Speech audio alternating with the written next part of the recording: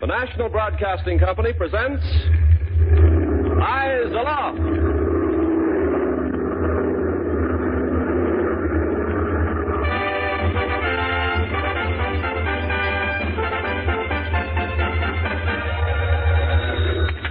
Army flash.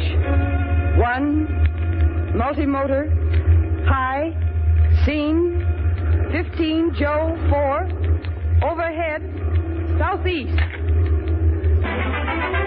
Eyes aloft, watching the sky, watching for planes flying the lanes up above. Eyes aloft. Eyes Aloft. The 4th Fighter Command of the United States Army Air Forces, in cooperation with West Coast radio stations, presents this series of Monday evening programs honoring the 150,000 volunteer observers and filter center workers whose round-the-clock vigilance keeps watchful guard of the Pacific coast against attack by enemy planes. Eyes aloft, night and day, we'll help protect the USA. Ken Carpenter speaking. Tonight, the 4th edition of Eyes Aloft, a gala program this evening, including the presentation of the handsome Eyes Aloft Gold Trophy Award to an outstanding filter center or observation post. Dramatized true stories from the home front. The Gordon Jenkins Orchestra and Sportsmen give a musical salute to another branch of national defense. And you'll hear in person from a man and his wife, Mr. and Mrs. Alfred Van Egan, formerly of Amsterdam, Holland. Here now, your Eyes Aloft narrator.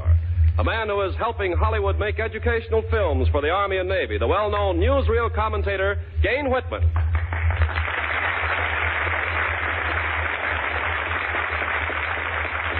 Good evening, ladies and gentlemen.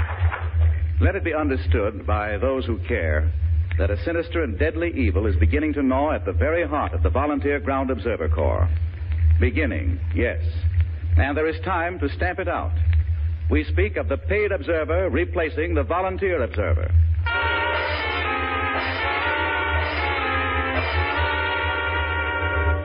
In Washington, in Oregon, in California, isolated cases of the paid observer have cropped up. You who are responsible for conducting the great work of the Aircraft Warning Service must also serve as its physicians. You must recognize the diseases of morale and stamp them out before those diseases assume the proportions of plague. The practice of buying off one's patriotic duty must be blotted out in every case. In the beginning, it's all very insidious, apparently harmless, and seemingly the answer to a confronting obstacle. Here, in an imaginary case, the disease starts to attack something like this. Well, John, you shouldn't have accepted the responsibility as chief observer in this community if you didn't intend to carry through. Well, who says I'm not carrying it through? You just said you were ready to give up the whole thing. Well, I didn't mean it. How do you intend to get more people to help take watches? Now, who's there? Now, how do I know? Shall I take it, John? No, I'll get it. Hello? Yeah? Oh, George. What's wrong? He hasn't. Well, hang on a few minutes. I'll call and see what I can find out. If I can't locate him, I'll be right up myself. Okay, George, sorry. You see, Mary? Was that the post? Sure. Somebody hasn't shown up for a shift? It's 8:15. Mace Copefield should have been there at 8 to relieve George Schaefer. What's the matter with Copefield? Oh, I don't know. He just hasn't shown up. Oh, brother, would I like to tell a few people off in this town? Too few are doing too much. And those that are worn out. Farmers are into the second cutting of hay. They can't get labor. The pear and prune crops ripe, and they're trying to pick it short-handed. Oh, I don't know what the answer is. Where are you going, John? I thought you were going to telephone Copeland. Oh, what's the use? He knows he had a shift tonight. You're going up to the post? Yeah. It's a watch till 1 a.m. I'll take it. This is the 4th you've taken this week. You shouldn't do it. Well, somebody has to keep the post going. Oh, well, I'll get my jacket and go up and sit with you. Oh, well, thanks, Mary. I'll appreciate it. Maybe you should tell this town what you think of it one of these days. Yeah, maybe I'll lose my good disposition and do that someday. Come on, Mary, let's go.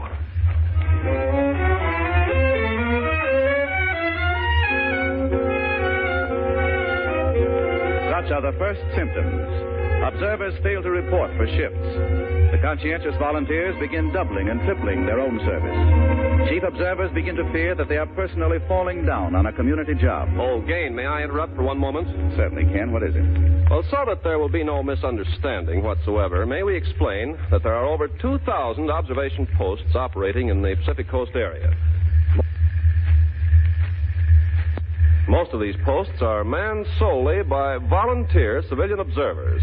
However, because some areas are so remote or not populated or for similar reasons and must still be guarded just as any other area, then the Army has assigned observation work to Forest Service stations, or in a few isolated cases, the Coast Guard, Navy, and Army carry on.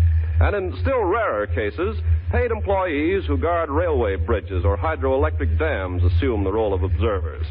But the great heart, the very soul of the Ground Observer Corps, is the willing, patriotic, unpaid civilian volunteer observer. And that's the only way the system can work successfully. That's the way it must be. After all, what true American wants to buy his way out of community and national responsibility? All right, Gain. Now, let's return to the devastating problem which confronts our mythical chief observer. He and his wife have gone out in the night to make their way to the post. Ooh, it's chilly tonight. I think we'll have an early fall. Mind the step here, Mary. Yes. Oh, come in, John. Hello, Mary. Hello Hi, there. George. I'm sorry about you getting stuck like this, George. Oh, that's all right. It's happened before, and I've lived through it. Now, you call Miss Copeland, John? No, I didn't. We'll take the watch. Oh, now, John, Mary... Wait a second, quiet. What? Open the door. Plane. Can you see it? No, this is riding lights. Single motor heading east. I'll get it. It's a good thing somebody was here. Oh, don't worry. I wouldn't have left till somebody showed up to relieve me. First plane over here this week, and Mace Copeland isn't here to have the honor of reporting. Army flash. 1, single, low, heard, Angeles 51, overhead, east. You know, it makes a fella feel important to be calling right in direct to the United States Army about these things, doesn't it? More people ought to feel that way about it. I'm pretty discouraged tonight, George.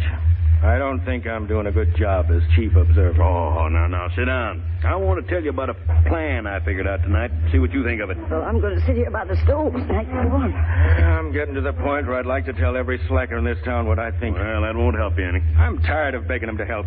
Every other town in this whole county has well-manned observation posts. Look at ours. Well, there's only a couple of hundred people in our burg, John. Yes, and only 23 of them helping to run this post. It irritates me so when I hear people laugh and say, oh, the Japs will never come and bob Midvale. Yeah. Don't they know they're only part of a big system? Don't they know the world is bigger than just Midvale? Now, you're upset tonight, John. Yes, I am upset. And by thunder, I got a notion to go up to that lumber mill at noontime tomorrow and give those mill workers a little stump speech. Now, you'll get in trouble. Now, listen, John, here's my idea, and I think it might work. Oh, what is it? Well, the women are keeping the daytime shift pretty well manned. It's the night shifts that are hard to keep filled. You're telling me. Well, now, during harvest season, some of the men are working awful hours trying to get their work done. Don't I know it?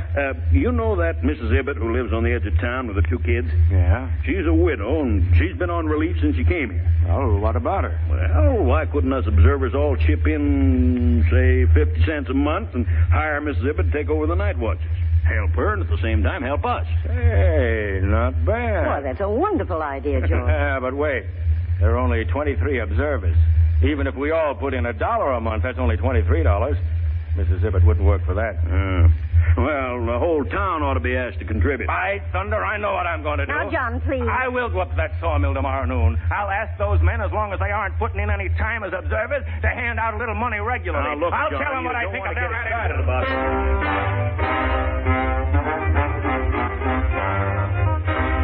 It seemed such an easy way to solve the problem. Pay somebody to handle the watches. But what a black mark on a community fully capable of manning a post. Did they realize they were making a mercenary of Mrs. Ibbott and making of themselves no 4-bit patriots? True enough, they were sincere, but they were also short-sighted. So next day, well-meaning, blundering John went to the mill at noon, turned into a stump speaker, pouring out the things that were in his heart. Some of the more rowdy transient workers openly laughed at him. Hey, it's for our homes. We're doing this work for the Army, for America. I'll vote for you, brother. Shut up. Let John say what he wants. Go on, John. I'm getting getting sore now. Some of you are laughing at what I'm trying to tell you. Well, when I look at your faces, I can pick you out, one by one. A year ago, those of you who are ridiculing me now were on relief, taking money from the government. Yes, and people like me were paying your way. Now the nation's at war. The mill is open, going strong, and paying you big wages. And you're spending your money like water. When the war is over, you'll be broke again. And men like myself will have to go back to supporting you again. Why don't you hire a hoe? You birds have no community spirit, no national loyalty. What do you want us to do? Go around wave a flag? No! I want you to spend some of your time to share the job of running our local observation post. Now, when do you think the Japs are coming to bomb Midway? Give the man a chance. What do you want, John? Since you birds won't put in your time, will you put in a few dollars of your money to help pay to hire a regular nighttime observer? Come on, boys. Here's a hat. Pass it around. Drop in your contribution. Come on. Come on, put something in. Well, you can't buy this sort of thing any more than you can buy the loyalty of a soldier. The community who fails to look upon the aircraft warning service as an honorable, worthwhile venture, a link in home protection, is indeed a sad-thinking community. No, you can't buy love for country any more than you can buy mother love. There must be an intense, burning community spirit to carry on this work on the 100% volunteer basis, or the observation post in that location is destined for failure. By experience, this is what invariably happens. The first month. Bill, we're hiring Mrs. Ibbett as a paid observer for night watches. You won't have to take a shift anymore if you'll give me 50 cents a month. Say, that's great. Keep the post running and I get my sleep besides. 50 cents a month, you say? Oh, well, that's wonderful. I'll go for that idea. Here you are, John. 4 bits.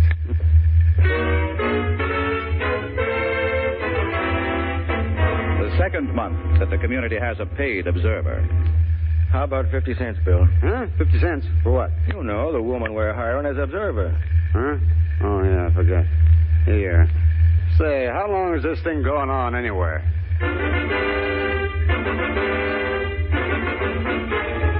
History of the few such cases of paid observers that exist shows this community attitude the third month. Well, Bill, I'm back again. First of the month. 4 bits, please. Oh, now, look, John, I don't see why I should keep on dishing out. Why doesn't everybody? Why didn't everybody help with the watcher shift? Well, that's different, but I don't want to keep on shelling out 4 bits a month forever. You better just count me out from now on. Okay, Bill, whatever you say. You're the 5th person who's told me that this month. Okay, Bill, we'll count you out. What seemed to be a good idea turned out to be a bad one. Community morale was destroyed. Because of apathy, disinterest, bad management, the post failed. Every post that has resorted to the paid observer method is eventually destined to become a weak and inefficient link in the volunteer civilian army that protects the Pacific coast from the possible invasion by enemy planes. Of the several thousand posts in this area, fortunately, there are only a few which have resorted to the paid observer system. Those few must be stamped out before the disease spreads. To be maintained successfully, the aircraft warning service must come as a free contribution of service, right from the hearts of the people. May the watch cry ever be, Eyes Aloft.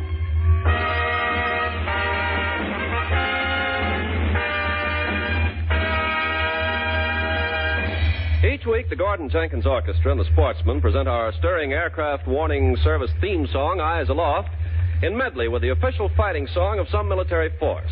And this week, we turn to our United Nations ally, Australia. We join thrilling Eyes Aloft with the song of the Australian Army, Waltzing Matilda.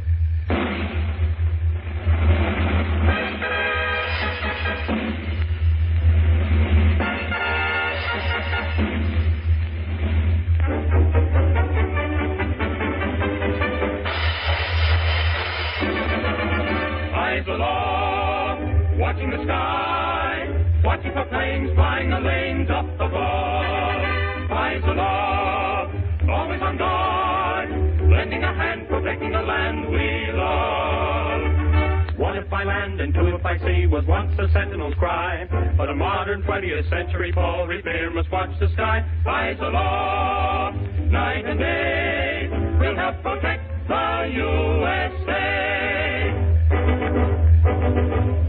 Once a jolly swagman can't buy a billabong under the shade of a coolibot tree. And he sang as he watched and waited till his billy boiled. You'll come a waltzing Matilda with me.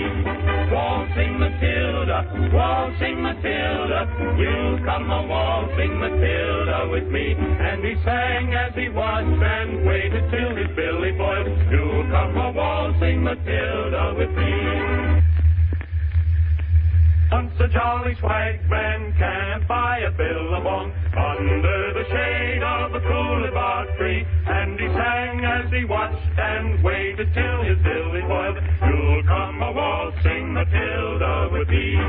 Waltzing Matilda, waltzing Matilda. You'll come a waltzing Matilda with me. And he sang as he watched and waited till his billy boiled. You'll come a waltzing Matilda with me. You'll come a waltzing Matilda with me.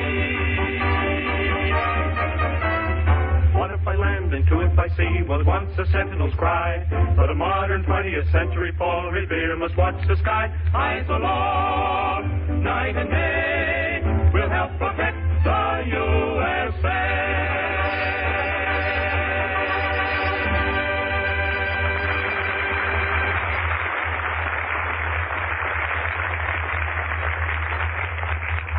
A feature of our show, growing in popularity, is the McKinley Diary.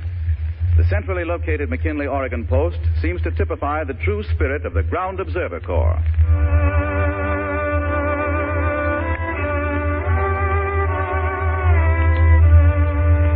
The distant drone of a small sawmill finds its way down from out of the hills, and the drone loses itself among the trees of the Green Valley Hollow.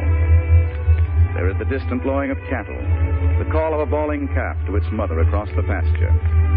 An auto chatters tread-worn tires along the dusty gravel road that bends through the little valley.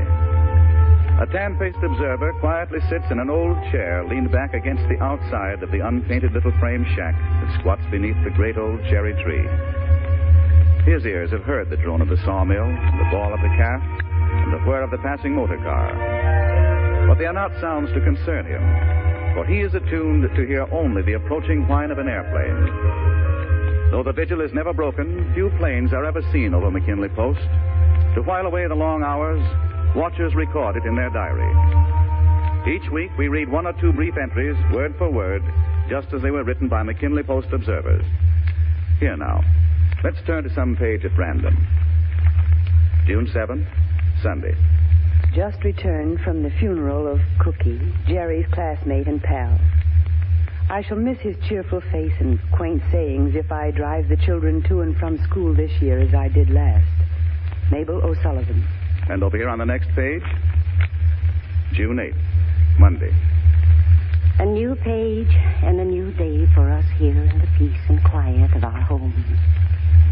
But there are other very sad events not caused by war that strike in our midst. I am taking the watch today in the place of Mrs. Cook, one of our most faithful watchers. She has just lost one of the most precious treasures given her by God. Cookie has been taken home by Him to dwell forever in the land of happiness and peace.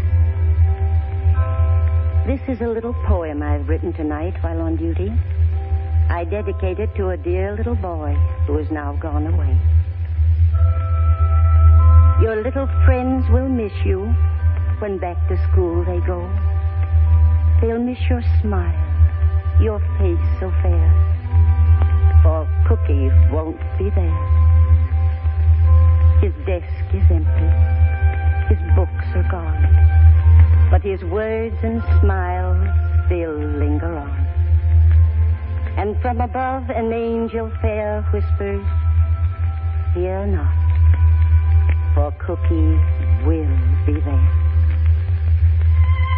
And when you gather in the playground beyond the shining blue, you'll find the loving master waiting there to welcome you. A look around that classroom at shining faces there, and in the midst of all that group, Cookie will be there. Mildred King.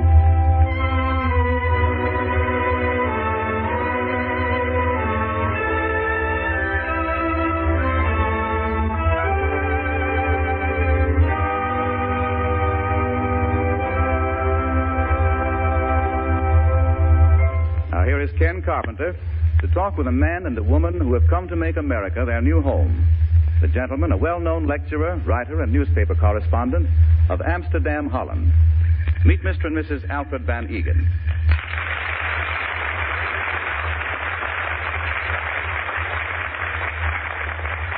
How long have you and Mrs. Van Egan been in America, sir?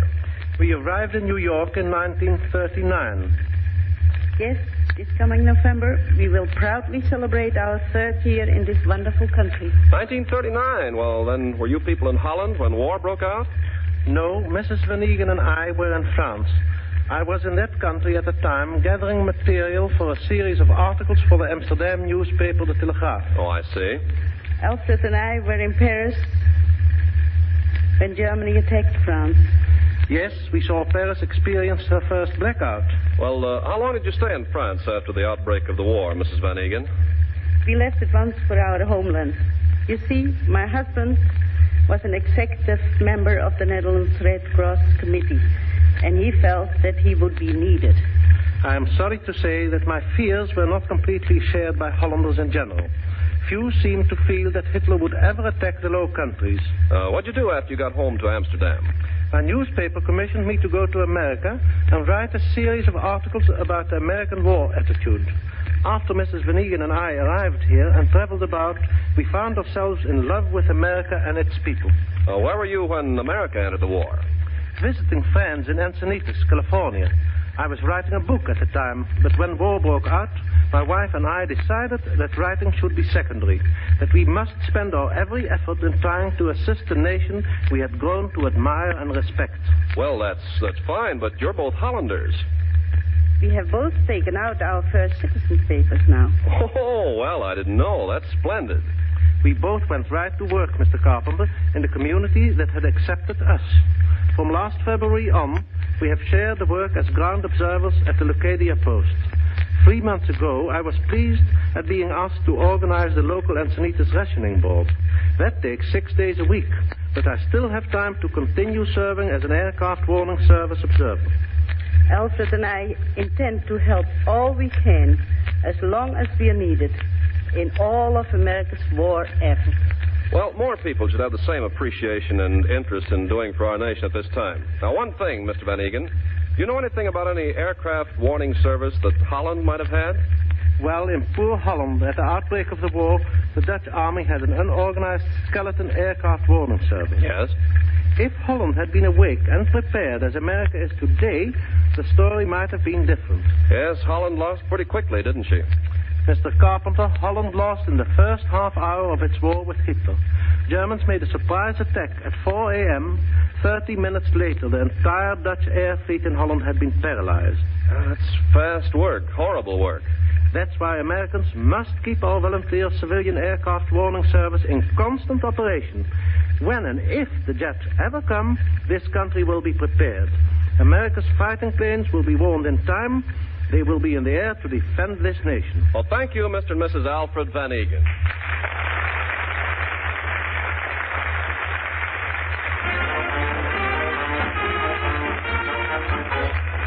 Our last true life story for today comes from an observation post in Grays Harbor County in the state of Washington. The post is located in the center of the picturesque town of Hump Tulips on the Olympic Peninsula. Early this summer, an amazing incident happened there. It proved the courage of the observers who operate Hump Tulips Post. Mid-afternoon, two watchers, Mrs. Eleanor Randall and Mrs. A.K. Harris, were on duty. Miss Kraft was just arriving to relieve them.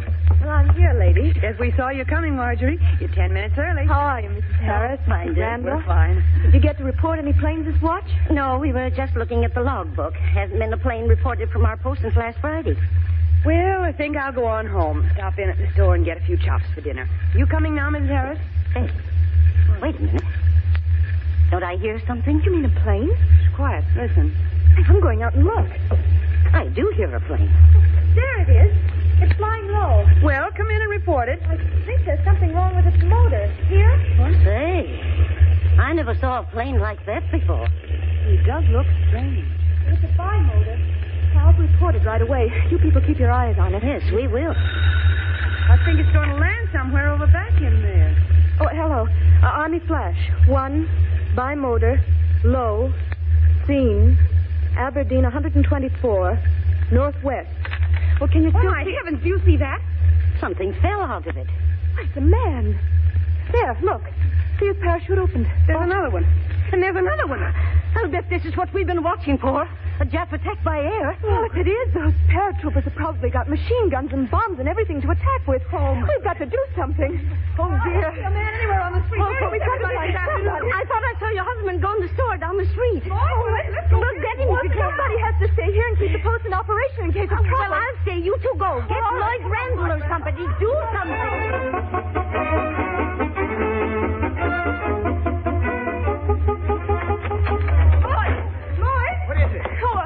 Flew over. Drop Jeff. Paratroopers. We're being attacked. Where? What? Come on, Lloyd. They're going to land the cowcaster over there. Yeah, Yeah? come on. Well, I'll just take this shotgun here. Yeah, and let's watch the shells off the shelf. Hurry up. Come on, girl. All right. Some Tulips observers ran out onto the street, a shotgun, their only weapon. They jumped into a truck that was standing outside. A few other men boarded the back of the truck. They sped off down the street. When they got to the edge of the pasture, these hardy guerrilla warriors plowed their truck to a barbed wire fence, bumped across the pasture, finally coming to a sudden stop with one wheel spinning in a pothole. Lloyd, we stuck? Yeah. Oh, dear. Get out, boys. You women stay on the truck. Oh, you be careful, Lloyd. All three of them Japs are down on the ground now, boys. Oh, look. Here comes one of them now. Let me get a shell in this old shotgun. I'll show them what they're up against. Somewhere or other, I don't think they're Japs. Why, look. This man's coming is white. Right. Yeah, wait. I'll call to him. Hey, who are you? You better halt. I'm not going to stop and put on that fool shotgun. Well, he looks like one of our American soldiers. I kind of think we made a mistake, folks. It looks okay to me. You shoot any holes in my hide, and Uncle Sam will sue you. Say, what is this? Where'd you fellas come from? Oh, me and my two buddies over there, we just dropped in. We saw that. We're Army Air Corps, Grays Field. Oh? Well, we're ground observers, Hump Tulips Post. How'd you like that? We thought you fellas was Japs. We were thought to let... Week's winner and make the award, Captain Smith. This week, the Eyes Aloft Gold Trophy Award is presented to the Hump Tulips Washington Observation Post for courage, splendid morale, efficient operation, for outstanding service to the 4th Fighter Command of the Army Air Forces. We salute Hump Tulips. Immediately at the conclusion of this program, the gold trophy will be flown by transport plane to the Northwest. Tomorrow afternoon, Lieutenant Joseph Caraher, Seattle Ground Observation Officer, will formally present the handsome trophy to his observers at Hump Tulips, Washington. This is Gain Whitman bidding good night to the 150,000 aircraft warning service workers who keep 24-hour-a-day vigil of our home front. Good night. Next week at this hour, another thrilling human interest broadcast of Eyes Aloft. This series is written and produced by Robert L. Red. The music is composed and conducted by Gordon Jenkins. Next week, we will switch to Portland, Oregon for an interview with Ken Yarnstead, who is just home from China, where he served with the Flying Tigers. This is Ken Carpenter charging you to always remember, Eyes Aloft. Eyes aloft, watching the sky, watching for planes flying the lanes of... Eyes Aloft has come to you from Hollywood. This is the National Broadcasting Company.